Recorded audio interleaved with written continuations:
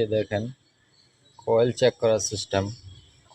এখানে একটা তার লাগাইবেন, এর এই কয়েলগুলো এইভাবে পজিশন রাখবেন, কোন কয়েল কোনটা খারাপ বলা যাবে, স্টার্ট করার সাথে সাথে এটা বলা যায়, ঠিক আছে না? কারণ কি ভিতরে চেক করার থেকে বাইরে কারেন্ট চেক করা better.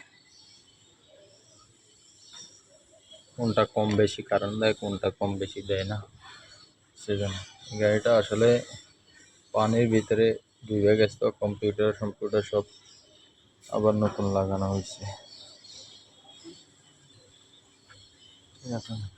Air flow sensor change করা হয়েছে, টোটাল বডি চেঞ্জ করা হয়েছে, ফিউজ বক্স এগুলা নতুন লাগানো হয়েছে।